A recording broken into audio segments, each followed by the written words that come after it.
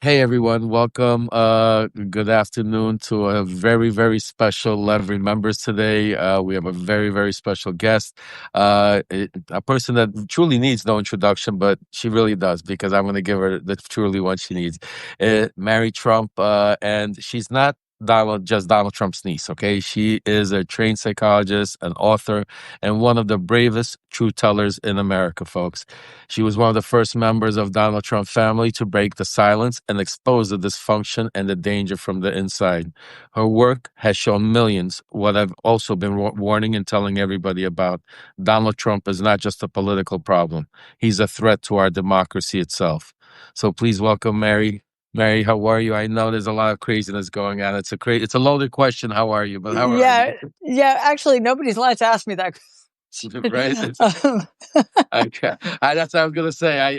When I said it, I stopped myself because I agree with you. Because when somebody says to me, like, "What do you mean?" I mean, I'm okay. yeah, As good as I could be. we're muddling through. But first of all, it's so good to be here. It's fun. I can't believe we haven't met before. It's kind of crazy. I thank you for that completely over the top introduction. It's really kind of you. And as for how I am, listen. We are in it. We are in an actual war over who we want to be as a people, and it's unrelenting.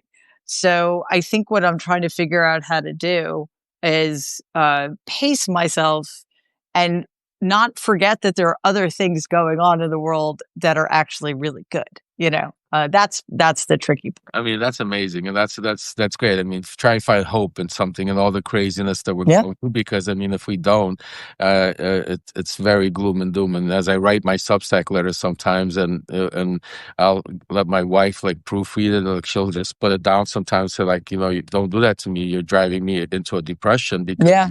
I mean, how can you write this stuff to people? And I stop and I say, but they need to know the truth. They need to know, as bad as it is, unfortunately, they need to know, because if we don't get the truth out, because the media is not there anymore, our politicians and leaders have left us out to dry, which we both, Yeah. speak loudly about. I mean, it's us, the people that are left, and people like us that very few truth tellers out there that really know your Donald Trump. That's the whole thing. I think that's the biggest problem. I think that I'd like to start off with, Yeah. Mary, because just jump right into it. Is one of the things I've been like screaming at top of my lungs for the past several weeks, months, maybe now, since I joined Substack. And shout out to Wajid Ali for making this introduction between me and Mary.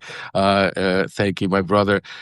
Is that there's nobody on the Democratic leadership out there right now that not only is taking the bull by the horns and taking the gifts that Donald Trump is giving them, like Yeah. the Epstein files and all of that, which I can't, we Yeah. could name it that, but not only that, but there's so much still infighting, and there's so much still at each other's throats. And the biggest thing that bothers me, that started getting to me, is that why nobody is using, or forget about using, is talking, reaching out to you, me, your phone, my phone, and others. There's a few people out there that really know Donald Trump, that know him inside out, that not only know him but know the people around him, Yeah. know this administration, that been there. Why aren't they utilizing that information? Because Donald Trump did. I mean, when I was on the other side, we had Democrats on the other side giving us oppo info, giving us. Yeah. Why aren't they calling you and saying, "Hey, Mary, hey, Lev, like, let's get a group together, like, and and be proactive and figure out." Because every day I wake up, Mary, it's the same thing. Donald Trump goes out there, the machine puts out some crazy stuff, and the Democrats are on the defense, on the defense, and it gets so crazy that he has them, going out there protecting criminals, trying to lie, say there's no crime in Chicago now. Now he's actually going to go have them try to defend that there's a. It's incredible psychological wise. Mary, please, I'm going to shut up. Tell us. Well, yeah. I mean, is there any Democratic leadership? There's a leadership void. And I think established Democrats have proved that they are irrelevant to the this battle we're in, and they don't understand. They don't understand, and that to me is unforgivable. maybe back in 2020. I mean, I still thought it was inexcusable in 2020 for Democrats not to understand the state of play. However, there was a lot going on. We're in the middle of COVID. Things were completely crazy. And Democrats always default, unfortunately, to giving people the benefit of the doubt. But there were enough signs even back then that this was not normal. And yet they treated Donald like a normal politician, like a normal human being, and the 2020 election like it was a normal election. And then they didn't do anything after the election to make sure that they protected our democracy in ways that we desperately needed it protected. So here we are, 2025. Unbelievably, this criminal, this traitor, is back in the Oval Office, and the Democrats did nothing during that transition. They had 78 days to inform the American people of what dangers were facing us, and they did nothing. And now, again, unaccountably, not only are they acting like it's politics as usual and he's just a normal president, they are, as you said, they're abdicating all responsibility and failing to look beyond their, very narrow-minded self-interests to speak to people who could actually tell them how to dismantle him and how to play hardball. But it's as if still they don't recognize what the problem is. And if it's more important for them to jockey for position within the party than it is for them to fight for democracy, we just need a whole new party. I mean, I'm starting to realize it myself. I mean, for the past few weeks, especially, I don't want to get into it, not yet. I'm still giving them the benefit of the doubt, and I want to give them the opportunity. Some of these leaders, so-called leaders out there that are out there saying they're fighting for democracy, they really want to go out there and make a difference in 2026. But so far, the responses I've been getting is they're too busy in their schedule to talk to you.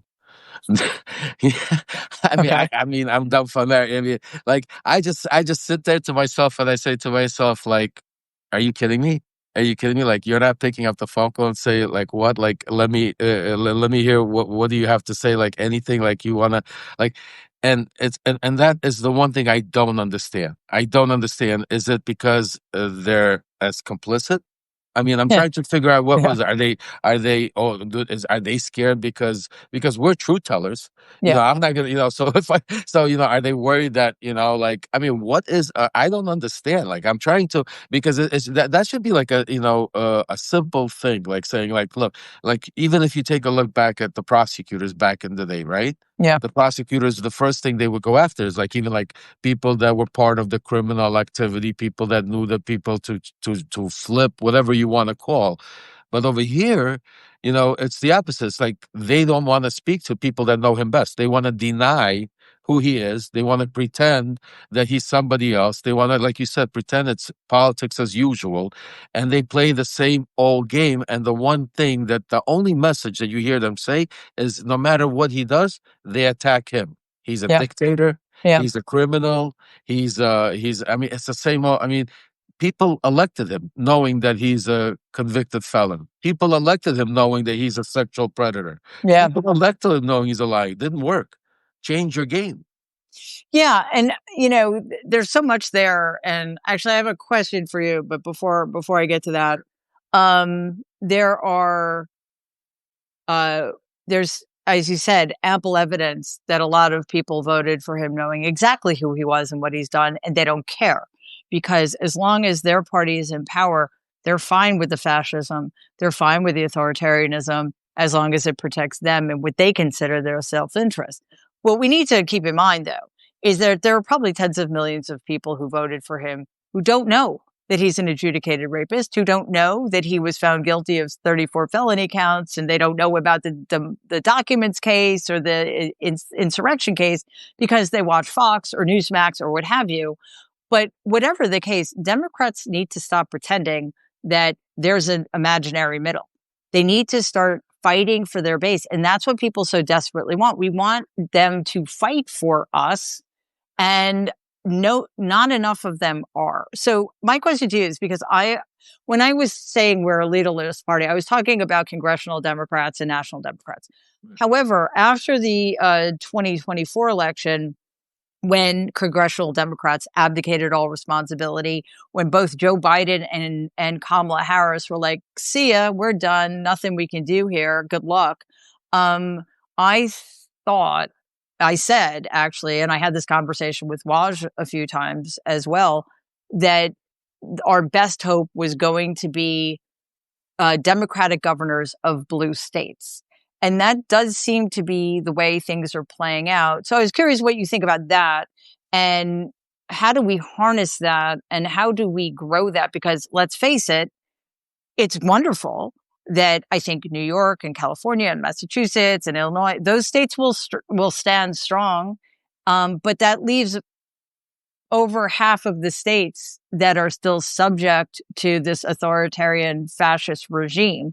So how do we protect them if we only have blue Democrats, blue state governors to count on? And that's the exact thing that I've God bless you, Mary. That's what I'm saying is stop the echo chamber, get out, because everything we're seeing and they're doing is playing out like either yeah, like you said, Los Angeles, I mean California is going to be blue, New York is going to be blue, Chicago is going to be blue. The fact that they're doing this is all great, it's all a couple of media attention, but it doesn't drive, it's not what, like I say, the fact that Gavin Newsom is going out there and trolling Donald Trump, we all love it, it's Yeah. great, it's all fun and game, it's not bringing any votes over, it's not Yeah. bringing any Republicans over.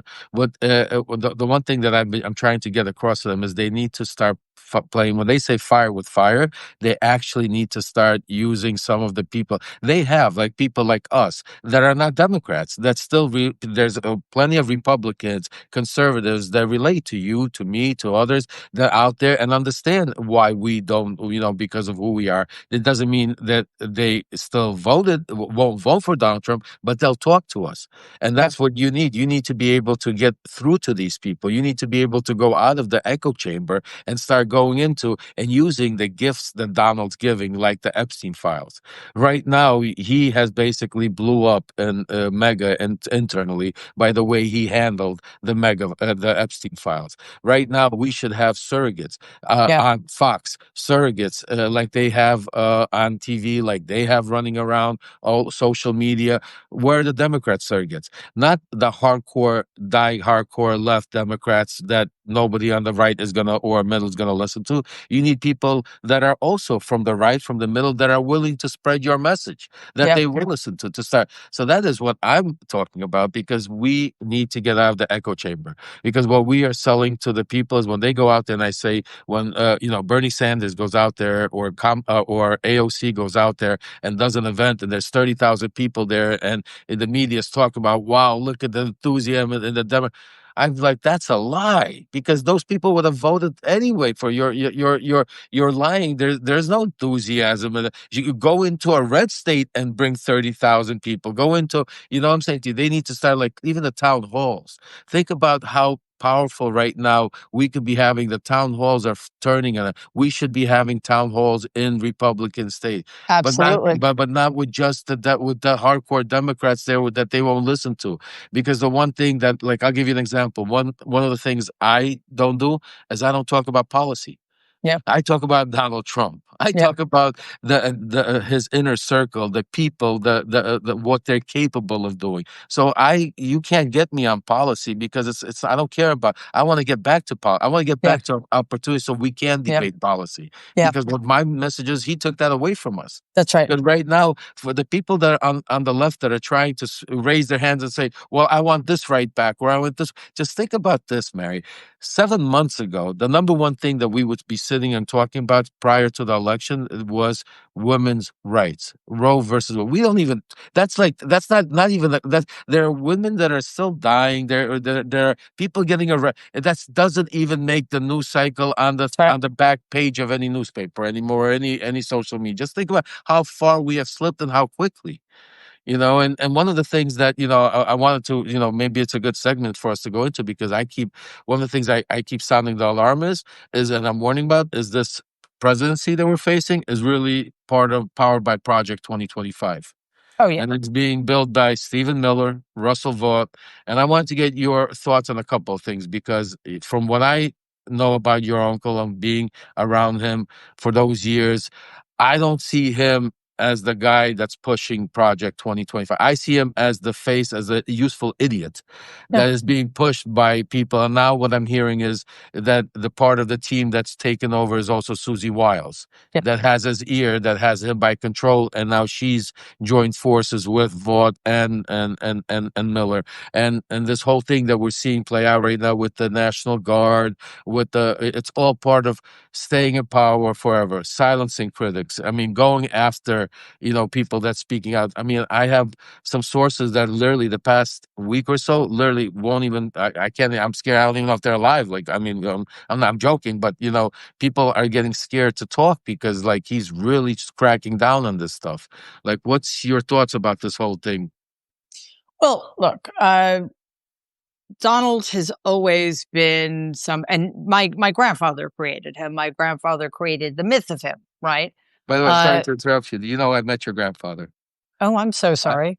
and I, I was gonna just a quick, without interrupting you, but I When met did you Fred. meet him? I met Fred when I was 15 years old. Oh, I, wow. I lied on my application. I was selling real estate in Brooklyn. And my first job was to sell Trump Tower co-ops in Brooklyn, New York. And Fred came in to check on one of the buildings to look, and I write about it in my book. I'm not going to go into, we'll talk about it offline, but so Oh, I that's write about hysterical. how Fred, I met him for a very little period of time.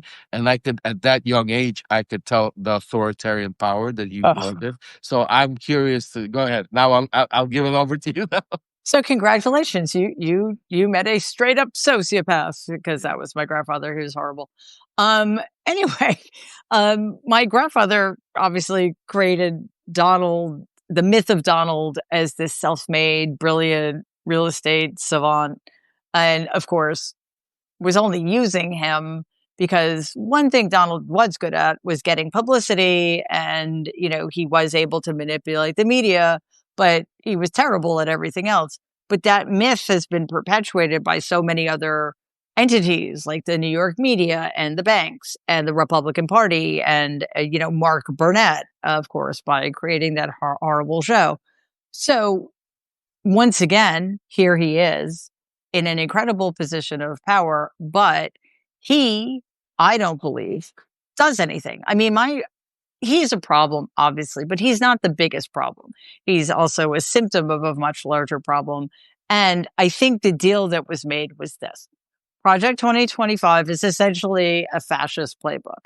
This is exactly how we are going to dismantle the American democracy and all of the agencies that were put in place to perpetuate the democracy and protect the American people. We're going to destroy the civil service, et cetera, et cetera, et cetera. So, does Donald know how to do any of that? Does he, is he in charge of any of that? No. But basically, he said the agreement was this: you guys do whatever you want. Stephen Miller, you Nazi, destroy as many lives as possible. Russ Vote, you sociopath, you go ahead and you give the orders for how best to destroy every single agency from the DOJ on down. And in exchange, I want to get really, really, really rich. And I'm seriously like, I think that was it. And the idea that anybody believed for a second that Project 2025 wasn't the Republican Party platform and that the Trump regime wasn't going to implement every single thing in Project 2025 is absolutely maddening. Because obviously, what percentage of people who were in the first Trump administration were involved in Project 2025? And the incredible part, what was the missing link that they got, that, I mean, was like they couldn't have picked a better person for Donald Trump, was Susie Wiles. I mean, is it the what is he has? I mean, like his relationship with her is a lot different than I've seen with any other. Is it because she's a woman? Is it because is like what do you think, Mary? Is it because I mean I know Susie also. I mean I know Ballard. I know that whole group where she comes from. I know Pam. I you know I'm saying to you, and even with Pam, he has he has a different relationship. Like you could tell, like it's Yeah, I don't know either of them, and so I can't really speak to that. Except throughout his life, there have been women. Mostly, he treats women like property, and he treats them like objects, right? But every once in a while, a strong woman comes along, and whether it's for personal gain or a matter of expedience, they they know they figure out how to manipulate him, and he brings them on. So, there were people like that when he was in New York real estate. Susie Wiles, Pam Bondi, they seem to be willing to completely embrace the agenda of the Trump regime, even if it's anti-American, anti-democratic, and completely contrary to the rule of law, I guess to advance their own self-interests and to be close to the power center. I don't know what their motives are, but it is quite incredible that somebody as misogynistic as he is um, finds these women every once in a while to do his bidding, but at the same time, they clearly are getting something out of it too. Well, the interesting part is, from my experience of being around people like Donald and other like oligarchs and psychopaths and narcissistical people, it's like, and even like, I've never been around Epstein, but you could tell they always have that woman next to them that helps them cover and where they are more susceptible to, I mean, like they are, there's always a woman that has some sort of power over them, Yeah. even though they are so it's like a weird like I'm just trying to think back of it. It's weird to think of the way that works. It's crazy. Yeah, and again, I don't know. Well, one, it's a good reminder that there are a lot of awful women in the world. That's true. Powerful women. Powerful, awful women in the world, and that we can't delude ourselves. I think it is. I think you're onto something though. I think it's a way for him to soften his image and to convince people who are willing to be deluded that just because he has women working for him in positions of great power, because let's face it, the Attorney General of the United States and the Chief of Staff to the President of the United States are two of the most powerful people in the country. That somehow he's not as bad as he might seem, and that's a mistake because they are. The truth is, they're just as bad as he is. Well, that's it. I was gonna say that they're I think even worse, just like Maxwell's worse than Epstein because they're Yeah. giving their perception and the cover and allowing and allowing the lie to go through. That's one of the things I say because more if it wasn't for the enablers around Donald, the people that cover up, the people Yeah. that lie to the people, he would not get away with it. Because I mean, listen, they're crazy narcissists through history that wanted to be power. The reason why they've never gotten into power is because people didn't stand for it. We're living in a different world now where we have actual women covering up for a rapist or a sexual predator, where we have people, he's like, even think about, he's going out right now, people that voted for him, from Venezuela, from different regions that are getting deported right now. That Yeah. because and it's crazy to think of. But listen, I know your time is short, and I appreciate the time you're giving us. We have a question from some of our paid subscribers. They wanted Yeah. to ask you if you don't mind, Mary. Of So the course. question is, as a professional psychologist, what do you think is more dangerous when it comes to your uncle? His narcissism, his impulsivity, or the loyalty he inspires in others? Oh, that's actually a great question. Um, I Those are all very dangerous things about him, for sure. I think the most dangerous thing about him, though, is his nihilism. He is somebody, he, Donald is driven by an insecurity so deep, it is unfathomable. There is, think about it. He is wealthy beyond comprehension. He is the most powerful person on the planet, and it's still not enough to fill the void at the center of who he is, right? So part of that narcissism, part of that insecurity is his inability to believe that anything can exist beyond him. And that makes him dangerous, but also uh, the idea that he may be found out is extremely threatening to him. And what we see happening right now is that he is in a lot of trouble in some ways. The Epstein stuff could be very dangerous for him. The way he is tanking the economy, the ways in which he's deteriorating, and there are probably people in his inner circle starting to jockey for power and plan things beyond him. So if he feels threatened, if he feels like he's going to go down, he will take all of us with him. He will try to take all of us with him. And that to me is the most dangerous thing about him. He will stop at nothing. He doesn't care about anybody else. Everything is transactional. So, I mean, a lot of the three other components that were mentioned in that question sort of factor into this. But it is his complete willingness to do anything to protect himself. And this is why what I say about Donald is this: there's no worst. He is always capable of doing something worse. So let's stop pretending that there's a bottom he can reach. There's not. And I just say, wow, Mary, because you literally, this is exactly what I keep telling people, and I don't know him even close as like you do. I warn everybody, say, there's no stopping him. He Right. doesn't know boundaries. He Right. will take it, for the people that go out there and say, oh, he's just talking. Oh, he's not, he doesn't mean it. Oh, he's not going to do it. I really want to grab him by like this and shake him and say, no, no. If he's talking, I mean, and if the last thing that, we've been hearing him talk about is saying how people say, that it's okay for him to be a dictator. As long as he stops crime, he's starting to float that. I mean, Wow. No, I know.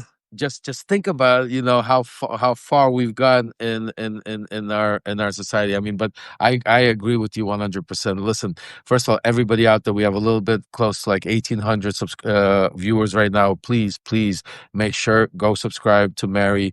If you subscribe to Mary, subscribe to me. If you subscribe to me, subscribe to Mary. Make sure to be our megaphone, because what you're hearing here, what we're trying to tell you, those of you that follow me, that follow Mary, you probably hear the same message, because what we're talking about, because we know him. And Yeah. that is one of the things we're trying to portray to the leadership in the Democratic Party, that it's time to wake up. It's Yeah. time for you to start dealing with the enemy that you know, and stop pretending that he's somebody that he's not, and you're going to fight. And that's why we're losing. That's Yeah. why we're here. So, Mary, I want to thank you for coming. We're going to do this more, but before you go, I want one thing is, Donald watches my Substack, I've been told, and so he's gonna, if he's not watching right now us live, he's gonna watch this later on. Either Laura Loomer is gonna give it to. So before we go, I know you haven't spoken to him for a while, or said, what would you like to say to your dear uncle on your parting words here? Well, I was asked that question like back in 2020, and at the end of it, my very first interview, and it was like, if you had one word to say to him, what would it be? And I said, resign. That's never going to happen. So, and I mean this in all sincerity. If I had the opportunity to say one thing to Donald, I would say to him, and I would mean it, because it's one of the reasons we're in this terrible position we're in. I would say, I am so sorry. Nobody ever loved you. That is just a deeply, deeply sad tragedy. And it's a tragedy for all of us, unfortunately. And that could, and folks, I just want to tell you, from somebody that knows Donald Trump and those people around him and that have grown up like that, those words couldn't have been more true, because growing up without love, and you're seeing the results. And that's why, Mary, thank you so much. Thank you for coming. Thank you for spreading this. Thank you for risking a lot to, because people don't understand what we go through they, to be able to fight the most powerful man in the world, who is not. I Yeah. mean, people don't even know. You're being sued right now. I think, right? I think he's Yes, suing for you. $100 million. Just think about it, folks. He's suing his niece for $100 million right now. The president of the United States, because why? He wants to just keep her quiet. He wants to shut her off. He wants to make sure that rewrite history, change it. Mary, I got your back. So anything you ever need, let me know. Definitely, we got to stand together and we got and keep speaking truth to power. Thanks again for coming over on Love Remembers. Thanks so much, Lev. This is amazing. Thanks for everything you do. Keep fighting, man. Absolutely. Bye. Bye bye.